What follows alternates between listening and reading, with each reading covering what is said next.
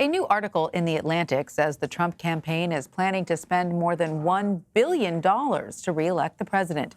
McKay Coppins writes the campaign will, quote, be aided by a vast coalition of partisan media, outside political groups, and enterprising freelance operatives. And that, quote, these pro-Trump forces are poised to wage what could be the most extensive disinformation campaign in U.S. history. McKay is a staff writer for The Atlantic, and he joins me now from Washington.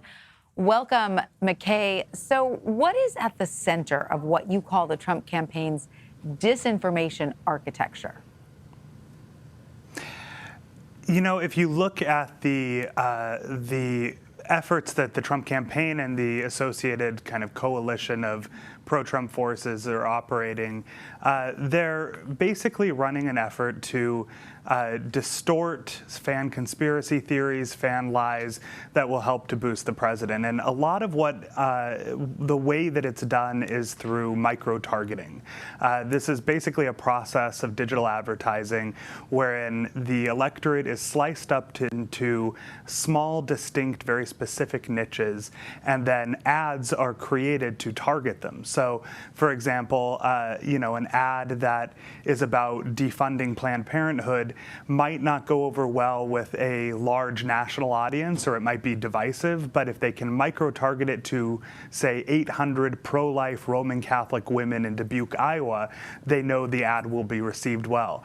This is a strategy that's been deployed across the political spectrum. It's relatively new and it's proven very successful, but the Trump campaign has shown a willingness to use it at a much larger scale than any other political campaign before them, and also they've been willing to be a little bit more brazen and, for lack of a better word, shameless than other candidates. So are they using it on a different level when it comes to misinformation? Because like you said, it's not new. We know that Obama's campaign used it, Clinton's campaign used it. Mm-hmm. Are they just using it in a slightly more, let's say, dishonest way? If they're using disinformation, you could call that dishonest.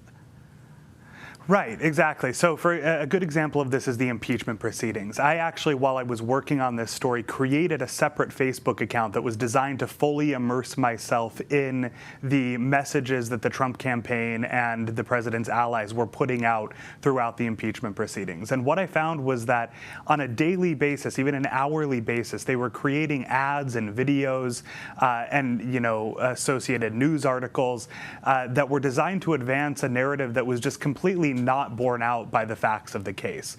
I even found myself, as I kind of followed along and scrolled through my Facebook news feed, that it was very easy to become confused. I would watch an impeachment hearing live on TV one day, and then later in the day look at this Facebook news feed and find a video created by the Trump campaign that kind of sliced up different elements of the same hearing I had seen and recast it to mean something completely different. And that's just one example of the kind of larger disinformation effort that these pro-Trump forces are waging. And what else is the Trump campaign doing this year besides using micro-targeted ads?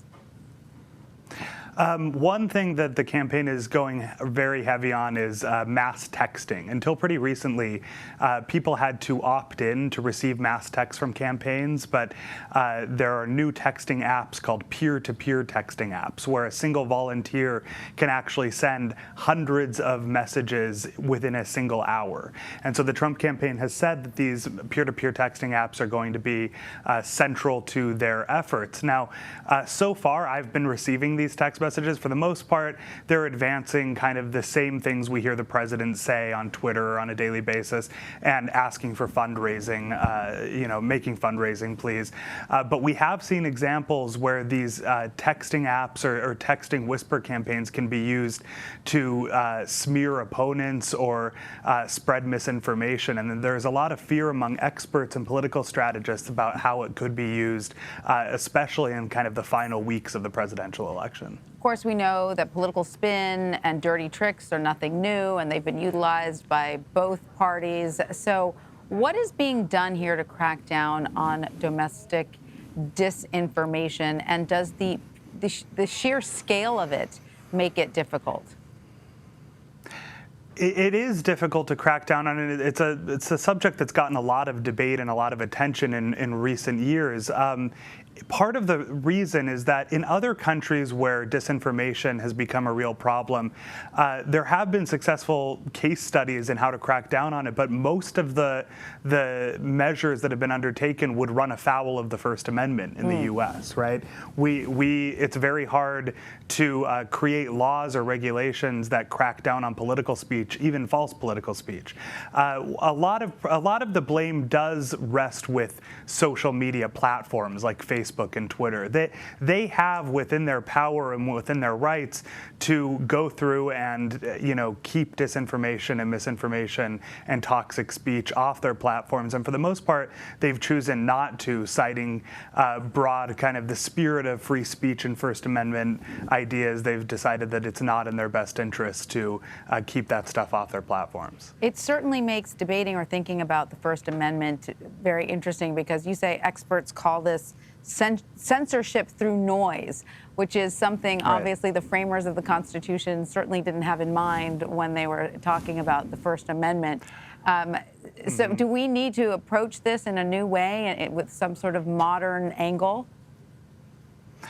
I don't make any policy prescriptions in my story, but I'm really just trying to focus on diagnosing the story. What I will say is that in past decades and past eras, illiberal political leaders, when they take charge, have focused on trying to censor or shut down dissenting voices. What they found in other countries is that in this current era of information abundance, they don't need to do that. All they need to do is overwhelm the dissenting information or dissenting voices with their own cloud of kind of conspiracy theories and accusations and lies, and make it so that the average person just finds it too difficult to sort through all the content that they're seeing and separate fact from fiction. And that is being done at a very deliberate scale and in a very deliberate way in this election year. And I think that people need to be aware of it, and policymakers need to be aware of it as they kind of decide how to address the issue. So when you log into social media, keep that in mind. You might emerge with a sense of mass confusion.